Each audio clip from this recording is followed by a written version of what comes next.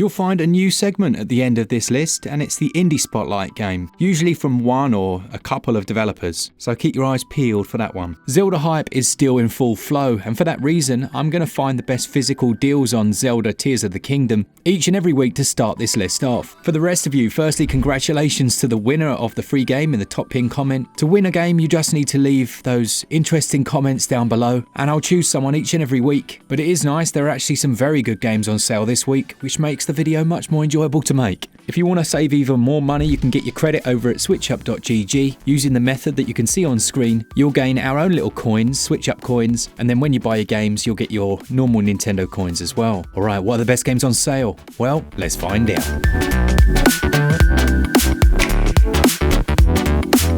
A slightly different sponsor for this episode, it's FlexiSpot, who offer basically the perfect standing desk. They've currently got a 33% off brand day sale, which runs from the 22nd to the 26th of May. And their desks are pretty snazzy. Not only can you raise them up and down, with the simple press of a button, you can also pre-program set heights, or opt for the presets of standing or sitting. They can stand up to 125 kilograms of load, and you can customize the design of the top, the type of wood, which is completely sustainably resourced, and then choose the design of the legs as well. I've got to be honest though, it's just really cool being able to push a button and have the thing go up and down, and then hold it down to lock everything so that my kids can stop touching the buttons and changing my presets. The motion is almost silent, and I believe is under 50 decibels. It'll also automatically switch off when needed, detect if anything gets in the way of its motion and stop, and as you can see, there's tons of space to work with. Once again, a thanks to them for sponsoring this episode. Check out the links in the description if you're at all interested. It's been a bit of a game changer in my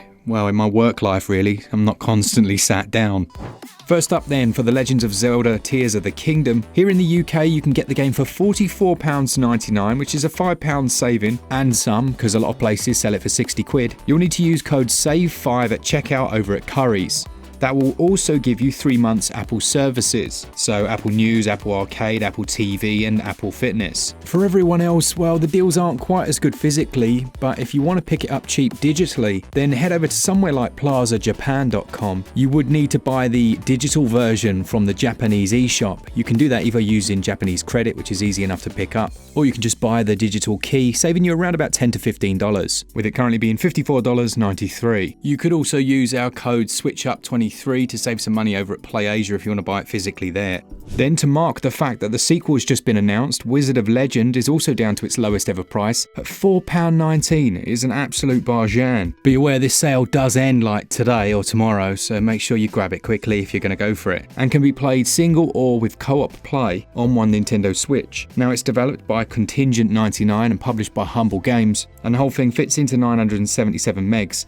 It's a fast-paced, top-down, I think you could call it a dungeon crawler. I've actually played probably 2 or 3 hours of this one. It got swamped by Moonlighter at the time, but from what I've played, it was really enjoyable. I do need to go back to it, but let's be honest, the backlog is so real. If you're after something that isn't a roguelite and is actually a curated experience, then this might be a good one for you. At least I'm pretty sure it wasn't a roguelite. There's a full storyline at the start, so yeah, let's go with not a roguelite. That sale goes on until May the 21st. Now, Unsighted has been on our hidden gems list a couple of times, but I'm still sure there's a lot of you that have never even heard of it. I played this when it first launched, completely ignored it, then saw a load of comments saying, hey, have you not played Unsighted yet? So went back to it and loved it. Starts out so hectic, you're being chased by this monster, but a little bit like a few of these games in this style, from this top-down perspective, they actually end up telling a really emotive tale and they hook you in with their character development. It's interesting because the main character's life is literally fading away as you play in real time. That plays into the mechanics and will affect its difficulty as well. Now, although it's really enjoyable solo, there's local co-op on this one that gets overlooked and should certainly be considered. It clocks in at 2.4 gigs, and it will take you around about 10 to 15 hours to finish it. That sale for Unsighted goes on until May the 21st. Now, I'm currently attempting to play Resident Evil 8 in VR, and it is absolutely disgusting. I mean, I'm bad enough with scary games at the best of times. Outlast Bundle of Terror includes all of the DLC for the first Outlast game. Now, I've started the first Outlast game. I think I got stuck somewhere about when I was being chased by this horrible beast, and I hid in a cupboard, and then the game never got picked up again. But I can assure you it's an excellent version of one of the best, in air quotes, horror games that we've got on Switch. I also did play a bit of the sequel. I didn't like it as much, but they are both on sale, so if you own one or the other, you can pick either up. And they're the cheapest they've ever been. You're looking at £2.99. Really, I should have stuck this in the SAVALOY selection at the end, but it's 50p too expensive. And that 50p matters, because it's 1/5 of another SAVALOY. So check out Outlast, the Bundle of Terror, if you're after a scary first-person horror survival game that sees you running away and hiding in cabinets. Any fans of Red Dwarf and first-person shooters, you really need to do yourself a favour and pick up the Void Bastards Deluxe Bundle. This is such a good game, such a good game. You have your little spaceship and you have to choose the route that you go, choose where your next mission is. So you might board an enemy ship and then you're like creeping through it or going louder, I guess you could class it as, gathering up supplies, and then you move on. Now it is a roguelite, but it's done in such a unique way that it really does feel fresh. There are shops that you can visit. Enemies like chatter to each other, and that's where I say it kind of reminds me of Red Dwarf in terms of its humour, because it's very sardonic. The whole thing's tongue in cheek, but at the same time it is a bit creepy as well. Has a really unique art style, runs well on Switch, and it's another that we do have a full review of that I'll pop a link to in the description. Now Void Bastards, the Deluxe Bundle, is 70% off until May the 21st, so you haven't got a huge amount of time to grab it. I'm really pleased to see Autonauts go on sale. This is a lesser known strategy game where you can, as the title suggests, program your robots to do a lot of the work for you. You'll have to build, cook, fish, tailor and farm the various items that you'll find on these planets, and it has a lovely little art style. This I really do enjoy this. I don't even know what you'd class it as, maybe low poly 3D. As always with their recommendations, they're things we've actually played and usually have a review of, so do check out the review. The link's in the description. That one's 66% off, taking it down to just £5 or £5.43 or your regional equivalent, and you're looking at potentially hundreds of hours of gameplay all fitting into 1 gig. Then we've got one that we spoke about just recently in our Interesting Games episode, and it's the Library of Babel. Now you have to know what you're getting with this. I know it looks absolutely stunning, but it really does mirror games like Flashback from the olden days, but combined with a point and click adventure. The issue I have with this one is it really will appeal predominantly to people who are like me, ancient, and grew up playing those games, because it has quite a few clunky aspects. Things like when you go to get a certain item, you'll think that you've got the item you need because that's what it told you needed, and you'll get to the checkpoint and it'll be like, it won't even tell you.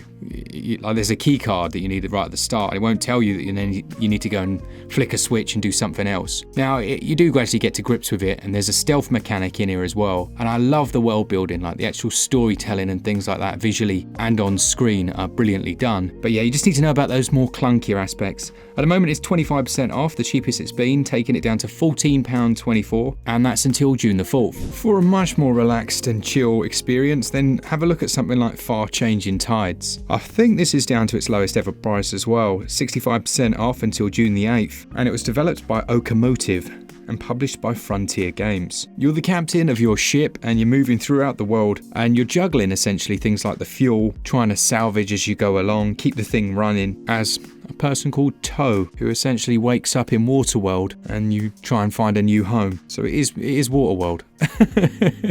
Really nice and relaxing, but it's not just the music, it's things like the ambient sound of the waves in those quieter moments. Really can be, quite a reflective little game this. It's only short, about 5 or 6 hours, and that whole thing clocks in around about $6, $6.99 or your regional equivalent, as I say, until June the 8th. I've never spoken about In Other Waters before. I'll be honest, when I first played it, I didn't get it at all. I was expecting to be diving in like full 3D and experiencing the game that way. So when I saw what you're seeing now, I was like, what on earth is this?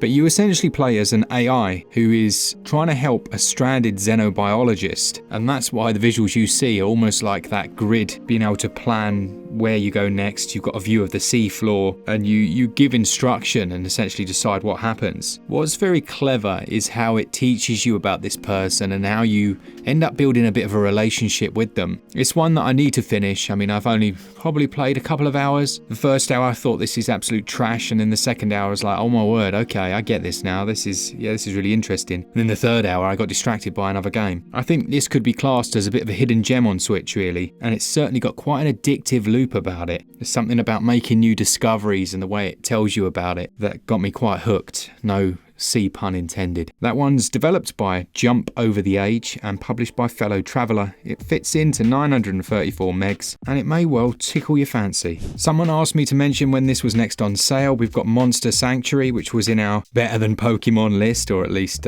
modern Pokemon, tongue in cheek. And Monster Sanctuary is an excellent Metroidvania monster collecting game that's usually on sale. It's currently 65% off until June the 13th, and we loved it. What I liked is that the monster aspect doesn't feel tacked on. It doesn't feel like it's just there because you'll obviously have to do all the basics, choosing your familiar, giving them a name, taking them out to fight, but then you have that whole Metroidvania and RPG side to it, which does a lot to add to the gameplay. And there's been updates for this one since it came out, including some new content. My word though, the little song that plays when you're battling, it's ludicrously catchy. Try not to get that in your head because you'll never get it out again. This is developed by Moirai Games. It's published by Team 17, I think, and it all fits into 696 megabytes. As I say, that sale for Monster Sanctuary goes on until June the 13th. Okay, the hidden gem then this week is absolutely bizarre, and Glen and I were playing this essentially so that we could say how bad it was. Well, no, not so that we could say how bad it was. I played it and I was like, Glen, this is so bad. Come and play it so that you can tell me how bad it is.